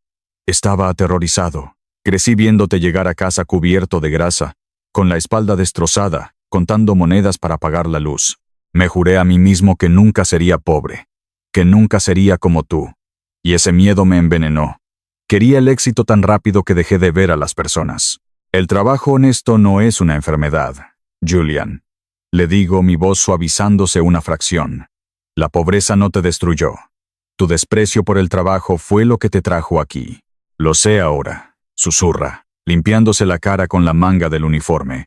Lo perdí todo. Cuando salga de aquí, no tendré nada. Ni casa, ni carrera, ni esposa. Valeria me pidió el divorcio la semana pasada. Cuando salgas de aquí, no habrá una cuenta bancaria esperándote. Le digo, mirándolo directamente a los ojos. No voy a pagar tu alquiler, ni a comprarte ropa. Pero si estás dispuesto a ensuciarte las manos, si estás dispuesto a barrer el asfalto y aprender a usar un montacargas, tendrás un trabajo de salario mínimo en el patio. Empezarás desde abajo, como todos los demás. Julian me mira a través del plexiglas. Por primera vez en su vida adulta, asiente con la cabeza con humildad genuina. Gracias, papá. Cuelgo el auricular, sabiendo que el fuego de la prisión finalmente ha quemado la codicia, dejando solo al hombre. El sol del mediodía castiga el asfalto de mi patio de maniobras, pero el calor no detiene la actividad. El Centro de Capacitación Sindical sin fines de lucro está en pleno apogeo. Una docena de hombres y mujeres jóvenes, con cascos amarillos y chalecos reflectantes, se mueven entre las máquinas. El rugido de los motores diésel es constante, una sinfonía de progreso real. Estoy de pie junto a la báscula de pesaje, revisando el progreso de una estudiante que está aprendiendo a calibrar los frenos de aire de un camión de plataforma. De repente, un automóvil sedán negro, brillante y encerado, entra por los portones principales y se detiene justo en medio de la zona de maniobras, bloqueando el paso de un montacargas. Un hombre con un traje azul impecable baja del auto, seguido por un asistente que sostiene una cámara fotográfica profesional. Reconozco al hombre por los carteles electorales del condado. Es un político local en plena campaña de reelección. Se acerca a mí con una sonrisa plástica y la mano extendida. «Señor Vargas, es un honor», dice el político, hablando en voz demasiado alta. «He escuchado maravillas sobre las sinergias comunitarias que está creando aquí. Queremos hacer un pequeño reportaje fotográfico. Ya sabe, mostrar cómo nuestra administración apoya la capacitación laboral y la óptica de la clase trabajadora». El asistente levanta la cámara, apuntando hacia los estudiantes que se han detenido a mirar la escena. Siento que la mandíbula se me tensa. Escuchar la palabra sinergia y óptica me revuelve el estómago. Doy un paso al frente, apoyando mi bastón con fuerza, y me interpongo directamente entre el lente de la cámara y mis estudiantes. Guarde esa cámara ahora mismo. Le ordeno al asistente, con mi voz de despachador que no admite réplicas. Luego, me vuelvo hacia el político. Este es un lugar de trabajo, señor. No es un estudio de televisión ni un fondo para su campaña política. Estos muchachos están aquí para aprender un oficio, no para ser utilizados como utilería para sus folletos electorales. El político parpadea, su sonrisa plástica vacilando. Señor Vargas, solo queremos darle visibilidad a su proyecto. Podríamos hablar de subvenciones. No necesitamos su dinero y no necesitamos su visibilidad. Lo interrumpo, señalando hacia los portones abiertos. Mueva su vehículo de mi zona de carga antes de que ordene a uno de mis operadores que lo remolque con la grúa pesada. Está interrumpiendo nuestra agenda. El político me mira, ofendido, pero al ver las expresiones duras de los instructores sindicales que se acercan lentamente con llaves inglesas en las manos, decide no discutir. Sube a su auto junto con su asistente y se marcha rápidamente. Me doy la vuelta hacia los estudiantes.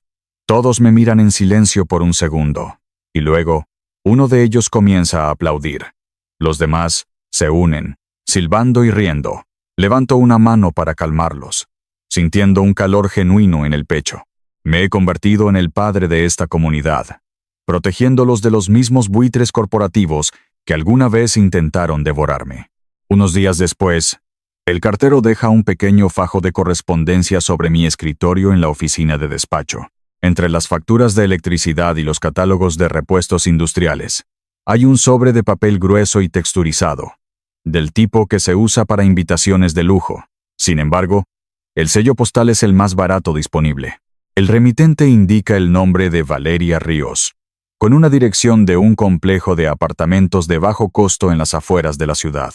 Me siento en mi silla de metal, ajusto mis gafas de lectura y abro el sobre con un abrecartas. Saco una sola hoja de papel. Un ligero olor a perfume floral barato se desprende de la página. Comienzo a leer. La carta está escrita a mano, pero las palabras son pura manipulación corporativa. Valeria escribe sobre lo mucho que ha reflexionado durante su libertad condicional. Dice que lamenta los malentendidos del pasado y que la prisión ha destruido a Julian, pero que ella está lista para una reestructuración de marca personal. El último párrafo revela el verdadero propósito de la carta. Mateo, sé que en el fondo eres un hombre generoso, escribe Valeria. He encontrado un nicho de mercado para una nueva empresa de decoración de interiores. Solo necesito un pequeño préstamo semilla de $20,000 para arrancar. Considéralo una inversión en mi recuperación. Prometo devolverte cada centavo con intereses. Demuéstrame que puedes perdonar. Leo las palabras 2 veces. Hace un año, la frase «eres un hombre generoso» habría activado mi martirio tóxico. Habría sentido la obligación moral de rescatarla, de comprar la paz familiar con mis ahorros. Habría escrito el cheque creyendo que estaba haciendo lo correcto. Pero hoy, al leer esas palabras, no siento absolutamente nada. No hay culpa, no hay duda, no hay lástima. Solo veo el intento patético de un parásito tratando de encontrar una nueva vena de la cual alimentarse. Valeria no ha cambiado. Simplemente ha ajustado su discurso de ventas. Me levanto de la silla, sosteniendo la carta y el sobre. Camino hacia la esquina de la oficina, donde tengo una trituradora de papel industrial de alta capacidad, diseñada para destruir manifiestos de carga gruesos. Enciendo la máquina. Las cuchillas de acero comienzan a girar con un rugido sordo. Dejo caer la carta de Valeria en la ranura. La máquina la devora en menos de un segundo, convirtiendo sus falsas promesas y sus palabras vacías en tiras de papel inútiles. Apago la trituradora. El límite está trazado, y es de concreto armado. Mi debilidad está permanentemente muerta. La jornada laboral llega a su fin. El sol de Texas comienza a hundirse en el horizonte, tiñendo el cielo de un rojo cobrizo que se refleja en los charcos de agua y aceite del patio. Uno por uno, los motores diésel se apagan. Los estudiantes se despiden, subiendo a sus viejos autos o caminando hacia la parada del autobús, cansados pero satisfechos. El silencio desciende sobre los 15 acres, un silencio que ya no se siente amenazante, sino profundamente reconfortante. Salgo de la oficina de despacho y comienzo mi ronda final. Es una rutina que he mantenido durante 40 años, pero esta noche tiene un significado diferente. Apoyándome en mi bastón, camino a lo largo de la valla perimetral de malla ciclónica. Reviso los gruesos candados de acero de los portones secundarios. Todo está seguro. Todo está en su lugar. Me detengo cerca de la báscula de pesaje y miro hacia el oeste. A lo lejos, la silueta de los rascacielos de cristal del centro de Houston se recorta contra el cielo anaranjado. Allí es donde operan los prestamistas de dinero duro, los corredores corporativos y los ejecutivos de tecnología. Ese es el mundo que intentó tragarme entero. El mundo que devoró a mi hijo y lo escupió en una celda de prisión. Sobreviví a los lobos corporativos. Sobreviví a la traición de mi propia sangre. Y lo más importante, sobreviví a mi propia culpa. Miro a mi alrededor. Veo los montacargas alineados perfectamente, las marcas de neumáticos en el asfalto, la oficina de despacho con su pintura descascarada. Este lugar no es un activo financiero para ser liquidado. Es una fortaleza de integridad de la clase trabajadora. El legado de Elena está seguro, anclado en la tierra y en las manos de los jóvenes que ahora aprenden aquí. Una sonrisa lenta y tranquila se dibuja en mi rostro. El dolor en mi espalda sigue ahí y probablemente me acompañará hasta el final de mis días, pero mi espíritu es más ligero que el aire. Doy media vuelta, ajusto el agarre de mi bastón y camino de regreso a mi vieja camioneta oxidada. El patio está a salvo. El trabajo está hecho. Estoy listo para lo que sea que traiga el mañana. La maquinaria de la justicia penal es lenta, pero la venganza financiera es inmediata y despiadada. Una tarde, mientras el ventilador de mi oficina de despacho lucha contra el calor húmedo, Héctor Salinas entra cargando un maletín de cuero que parece pesar 10 kilos. Se sienta frente a mi escritorio, abre los cierres metálicos y saca una pila de documentos legales con sellos rojos. Son las copias de los expedientes de la Corte Civil que ha estado monitoreando. Quería que vieras la autopsia financiera con tus propios ojos, Mateo, dice Héctor, deslizando el primer bloque de papeles hacia mí. La firma de capital privado que le dio el préstamo puente a Julian no se quedó de brazos cruzados esperando el juicio penal. Ejecutaron la cláusula de embargo civil sobre absolutamente todo. Tomo los documentos. Mis ojos escanean las columnas de números y los términos legales. Sabía que le quitaron la casa y los autos, Héctor. ¿Qué más encontraron? Todo, responde el abogado, apoyando los codos en el escritorio. Fueron tras el fondo de retiro corporativo de Julian, su cuenta 401K. La vaciaron. Rastrearon 2 cuentas en el extranjero que Valeria intentó ocultar y las congelaron. Liquidaron el inventario de la empresa de decoración de ella y embargaron las cuentas operativas de la firma de consultoría de él. Paso a la siguiente página, leyendo el balance final. Aquí dice que el principal era de 5 millones, pero con los honorarios de penalización, los intereses predatorios y los costos legales de la firma, la deuda subió a casi 7 millones de dólares. Exacto, confirma Héctor, asintiendo con gravedad. Incluso después de confiscar y subastar todos sus bienes personales y corporativos, Julian todavía tiene un déficit. El juez civil ordenó un embargo de salario de por vida. Julian tiene ahora un patrimonio neto negativo de más de 2 millones de dólares. Cada centavo que gane por encima del nivel de pobreza será confiscado automáticamente por el resto de su vida. Dejo los papeles sobre el escritorio de metal. La matemática es brutal, fría y absolutamente justa. Entiendo el peso aplastante de la trampa en la que dejé que mi hijo caminara. Lo perdió todo, hasta su futuro financiero, pero fue su propia mano la que firmó el contrato. Esa misma tarde, después de que Héctor se marcha, me quedo solo en la oficina. El sol comienza a bajar, proyectando sombras largas sobre el patio de maniobras. Enciendo el monitor de mi computadora central. Abro el navegador de Internet y tecleo la dirección del portal principal de noticias de negocios de Houston. Necesito ver la magnitud de la onda expansiva. La página carga y la noticia principal ocupa toda la pantalla. Hay una fotografía profesional de Julian, la misma que usaba en su perfil corporativo, luciendo un traje impecable y una sonrisa arrogante. El titular en letras grandes dice: Ejecutivo de consultoría de cadena de suministro arrestado por fraude inmobiliario millonario. Hago clic en el artículo. Desplazo la página hacia abajo con la rueda del ratón, leyendo el comunicado de prensa oficial emitido por la firma de consultoría donde Julian era socio junior. La empresa se deslinda por completo. El texto declara que han terminado toda relación laboral con Julian Vargas, citando una política de cero tolerancia hacia el fraude y la falta de ética. Han borrado su nombre de su sitio web y han notificado a todos sus clientes corporativos que él ya no los representa. Muevo el cursor hacia la sección de comentarios en la parte inferior de la página. El mundo corporativo.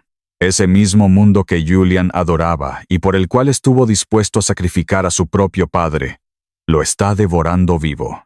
Sus antiguos colegas, competidores y analistas de la industria escriben mensajes burlándose de su caída, condenando su estupidez por intentar engañar a un prestamista de dinero duro con documentos ambientales falsos. Su reputación está permanentemente destruida. Nunca más podrá usar un traje a la medida para vender sinergias en una sala de juntas. Nunca más podrá trabajar en finanzas o logística corporativa. Cierro la pestaña del navegador y apago el monitor. La ilusión de superioridad de Julian se ha hecho añicos. Ahora es un paria en el único mundo que le importaba. 6 meses después de abrir las puertas del centro de capacitación sindical, el patio de maniobras está decorado con banderines modestos. Hoy es la primera ceremonia de graduación. 30 jóvenes estudiantes están a punto de recibir sus certificaciones oficiales como operadores de maquinaria pesada y especialistas en logística de carga. El calor del mediodía es sofocante. Estoy de pie junto a la báscula de pesaje, vistiendo una camisa limpia de botones, revisando mi reloj de pulsera. La empresa de banquetes que contratamos para el almuerzo de celebración lleva 1 hora de retraso. Uno de los instructores, Big Mike, se acerca a mí secándose el sudor de la frente con un pañuelo. Mateo, los muchachos tienen hambre y las familias están empezando a desesperarse por el calor. Acabo de llamar a la empresa de comida. Su camión se averió en la Interestatal 45. No van a llegar. No entro en pánico. 40 años resolviendo crisis logísticas en tiempo real toman el control.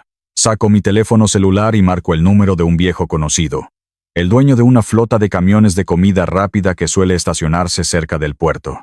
Carlos, soy Mateo Vargas, digo en cuanto contesta, usando mi voz de despachador. Necesito un rescate logístico.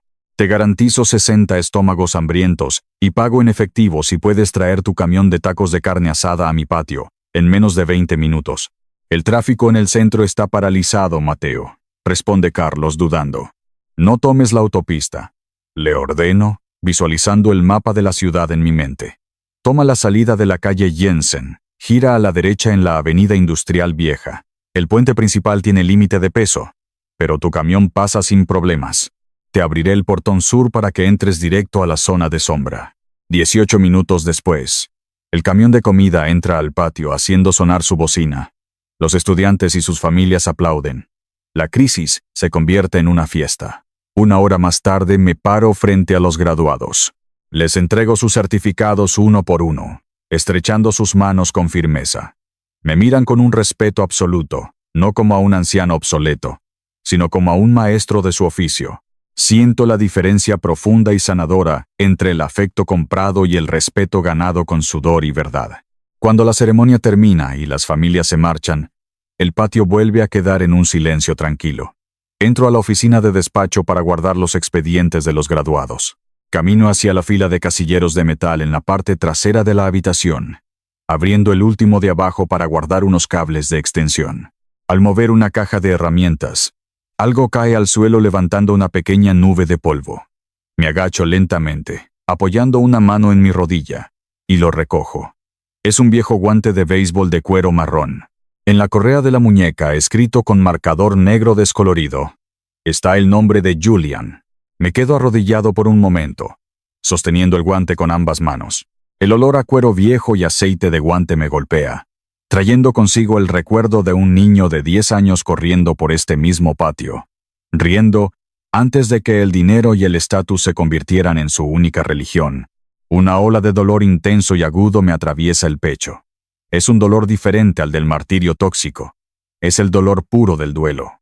Lloro en silencio, dejando que un par de lágrimas caigan sobre el cuero reseco. Reconozco la pérdida. Acepto que el niño que usaba este guante está muerto, y que el hombre que está en una prisión federal es un extraño que intentó destruirme. No intento reprimir el dolor, pero tampoco dejo que me consuma. Me pongo de pie con esfuerzo. Tomo una caja de cartón vacía que está sobre un archivero. Coloco el guante de béisbol dentro de la caja. Tomo un marcador negro y escribo la palabra pasado en letras grandes sobre el cartón. Cierro las solapas y guardo la caja en lo más profundo del casillero.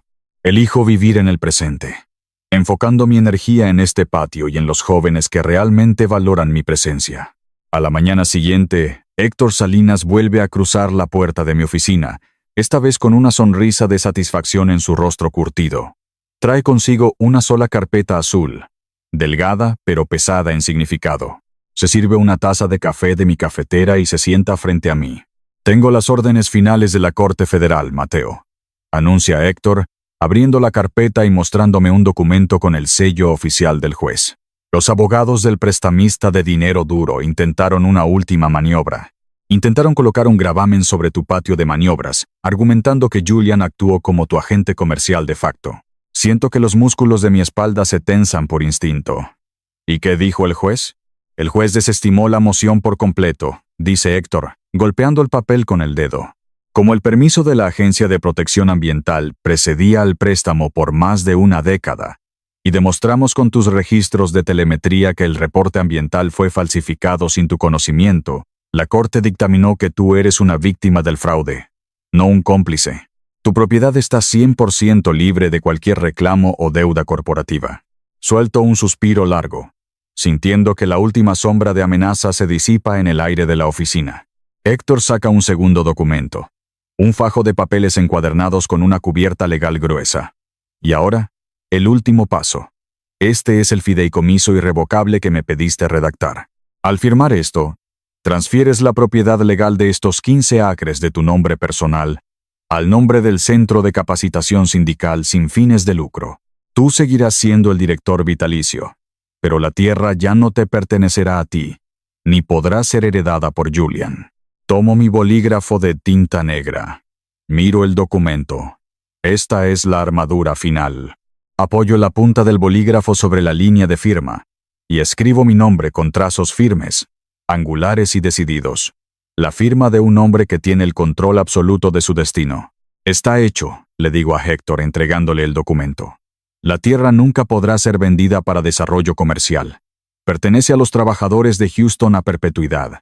La fortaleza está legalmente sellada contra cualquier futuro ataque de codicia. 3 años se han desvanecido en el calendario de la pared de mi oficina de despacho. El tiempo tiene una forma curiosa de suavizar los bordes afilados del dolor, dejando solo la dura realidad de los hechos. Hoy es el día de la liberación. Julian ha cumplido su condena de 36 meses en la instalación penitenciaria federal. No fui a recogerlo a las puertas de la prisión. Héctor Salinas me llamó a primera hora de la mañana para informarme que el sistema penitenciario lo había trasladado a un centro de reinserción social, una casa de transición ubicada en uno de los vecindarios más duros y olvidados del este de Houston. Conduzco mi vieja camioneta oxidada por las calles agrietadas del este de la ciudad. El aire acondicionado del vehículo hace un ruido sordo mientras me estaciono al otro lado de la calle, justo frente a la casa de transición. Apago el motor y bajo la ventanilla a medias. El calor húmedo de la mañana entra en la cabina. Espero en silencio, con las manos apoyadas en el volante desgastado. A las 7 en punto, la puerta principal del edificio se abre. Julián sale a la acera. Lo observo desde la distancia. La transformación física es absoluta. Ya no queda ni rastro del ejecutivo arrogante que vestía trajes de miles de dólares y hablaba de liquidación de activos. Lleva unos pantalones de mezclilla baratos y una camisa de trabajo genérica que le queda grande en los hombros. Su postura es encorvada, pesada, como la de un hombre que finalmente ha sentido la gravedad del mundo real. Lleva una pequeña bolsa de lona con sus pertenencias. Héctor me dijo que Julian consiguió un trabajo lavando platos en la cocina de un restaurante industrial al otro lado de la ciudad. Un empleo de salario mínimo, donde el sudor es la única moneda de cambio. Cada centavo que gane por encima de lo estrictamente necesario para sobrevivir será embargado para pagar su deuda de millones de dólares. Observo cómo mi hijo camina hacia la esquina de la calle, dirigiéndose a la parada del autobús público. La arrogancia ha sido completamente erradicada, reemplazada por la rutina aplastante de la supervivencia diaria. Julian se detiene en la esquina, esperando el autobús. De repente, gira la cabeza. Sus ojos escanean los vehículos estacionados en la calle y se clavan directamente en la pintura oxidada de mi camioneta. Me reconoce de inmediato. Se congela en su lugar. A través del parabrisas veo cómo la desesperación cruza por su rostro. Es un reflejo condicionado, un eco del pasado. Da un paso vacilante hacia la calle, en dirección a mi camioneta. Puedo leer su lenguaje corporal con perfecta claridad. Está agotado, asustado de la vida que le espera. Y una parte de él todavía quiere pedir un aventón. Pedir un billete de $20. Pedir un atajo para escapar de su miseria. Mis manos aprietan el volante. El viejo instinto de padre. Ese martirio tóxico que me obligaba a rescatarlo de cada error. Intenta asomar la cabeza. Es un tirón fantasma en mi pecho.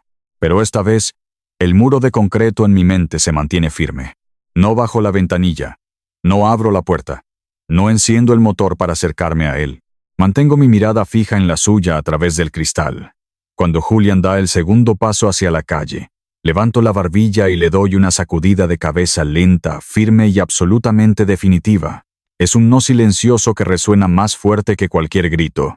Julian se detiene en seco. Sus hombros caen aún más. Se queda mirándome por un largo momento, procesando el rechazo. Y entonces, ocurre algo que nunca antes había visto en él. Lo entiende. Acepta el límite. Asiente con la cabeza lentamente una sola vez, reconociendo la frontera infranqueable que he establecido. Se da la vuelta, regresa a la acera y se sienta en la banca de concreto a esperar su autobús. Pongo la camioneta en marcha. Piso el acelerador y me alejo por la avenida, dejándolo atrás para que camine su propio camino. El ciclo tóxico que nos unió durante décadas se ha roto de forma permanente. El sol de la tarde golpea con fuerza cuando regreso al patio de maniobras. El lugar es una sinfonía de caos organizado. El centro de capacitación sindical está funcionando a su máxima capacidad. Los motores diésel rugen, las alarmas de retroceso de los camiones suenan rítmicamente, y los instructores gritan comandos por encima del ruido industrial. Aparco mi camioneta y camino hacia la zona de carga. De repente, el sonido de un motor ahogándose llama mi atención. Un viejo montacargas de 5 toneladas, operado por uno de los estudiantes más jóvenes, se detiene abruptamente en medio del asfalto. Soltando una nube de humo negro por el escape, el estudiante intenta encenderlo de nuevo, pero el motor solo tose y muere. El instructor a cargo se rasca la cabeza, preparándose para llamar al mecánico del taller. «No llames a nadie», le digo al instructor acercándome a la máquina. «Vamos a usar esto como una lección de mantenimiento en campo». Camino hacia mi oficina. Tomo mi pesada caja de herramientas de metal y regreso al montacargas. Los estudiantes se agrupan a mi alrededor. Abro el capó trasero de la máquina. El olor a aceite quemado y diésel inunda el aire. Saco una llave inglesa y un trapo. El problema está en la línea de inyección. Les explico, señalando los tubos de acero cubiertos de grasa. Cuando la máquina es vieja, la presión fluctúa si hay aire en el sistema. Tienen que purgar la línea antes de forzar el motor, o van a quemar el arranque. Paso los siguientes 20 minutos con las manos metidas en las entrañas del motor, aflojando tuercas, purgando el aire y ajustando la presión, explicando cada movimiento a los muchachos. La grasa negra mancha mis dedos y mis antebrazos. El dolor crónico en mi espalda baja palpita, pero es un dolor familiar, un dolor que significa que estoy vivo y siendo útil. Le hago una señal al estudiante para que gire la llave de contacto. El motor del montacargas tose una vez y luego ruge con fuerza, estabilizándose en un ralentí perfecto. Los estudiantes estallan en aplausos y vítores.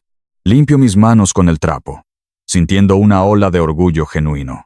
Me doy cuenta de que esta es la verdadera riqueza que siempre quise heredar. No es dinero en una cuenta bancaria, sino competencia, resiliencia y el valor del trabajo honesto. El crepúsculo envuelve el corredor industrial de Texas. El cielo cambia de un naranja ardiente a un azul profundo. Los estudiantes se han marchado y el patio ha quedado en un silencio absoluto. Estoy de pie frente al pequeño lavabo de mi oficina de despacho, frotando mis manos con jabón industrial de piedra pómez, quitando la grasa negra de mis nudillos. Me seco las manos con una toalla de papel y camino hacia mi escritorio. Me dejo caer en la silla de metal, sintiendo el peso de la jornada en mis huesos. Enciendo la pequeña lámpara de cuello de ganso y tomo el marco de plata desgastada que contiene la fotografía de mi difunta esposa, Elena. La miro a los ojos.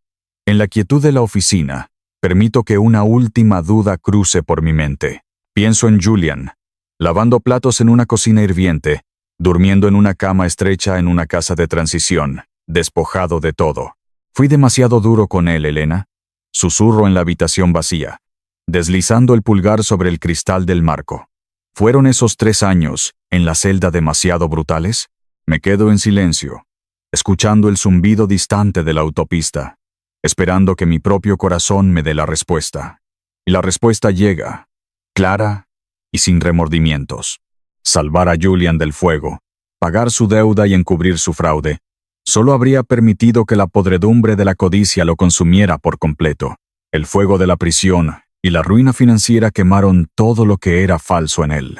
Quemaron la arrogancia, los trajes corporativos y la crueldad. Lo único que quedó entre las cenizas fue el hombre. Hice lo que me pediste, le digo a la fotografía, sintiendo cómo la última gota de culpa se evapora de mi pecho. Destruí su imperio de mentiras para darle la oportunidad de construir una vida de verdad. Y si nunca lo logra, al menos no será a costa de nuestra sangre. Siento la aprobación de Elena en el silencio de la oficina.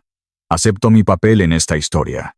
Fui el arquitecto de la destrucción de mi hijo, pero también fui el guardián de su única oportunidad de salvación. Empaco mis cosas lentamente. Guardo mis gafas de lectura en el estuche, recojo mi termo de café vacío y apago la lámpara del escritorio. Me giro hacia la computadora central de despacho.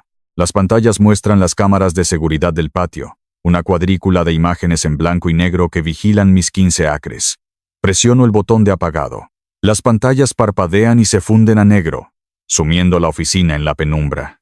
Tomo mi bastón de goma y camino hacia la salida. Al cruzar el umbral, tiro de la pesada puerta de acero. El mecanismo de seguridad encaja con un golpe metálico definitivo, cerrando la oficina por la noche. Me quedo de pie en el pequeño porche de madera, mirando hacia el inmenso patio de maniobras. Los gigantescos focos de iluminación industrial bañan el asfalto con una luz blanca y fría. Los montacargas y los camiones descansan en filas perfectas, como soldados de acero esperando la orden de la mañana. Esta es mi fortaleza de integridad de la clase trabajadora. Un monumento al sudor y a la honestidad que ninguna corporación pudo comprar y ningún fraude pudo robar. Bajo los escalones de madera, apoyando mi peso en el bastón, y camino por la grava hacia mi vieja camioneta oxidada. Es el mismo vehículo que Julian despreciaba. El mismo vehículo que representa todo lo que es real y duradero en mi vida. Abro la puerta de la cabina. Subo y enciendo el motor. El viejo bloque de cilindros ruge con familiaridad. Enciendo los faros, iluminando los portones principales. Pongo la marcha y conduzco lentamente hacia la salida. Al cruzar los límites de mi propiedad, no hay un giro dramático ni una revelación impactante. La historia termina con la dignidad silenciosa e inquebrantable de un hombre que se mantuvo firme en su terreno. El sonido del motor se desvanece en la noche de Texas, mientras conduzco hacia casa, finalmente en paz.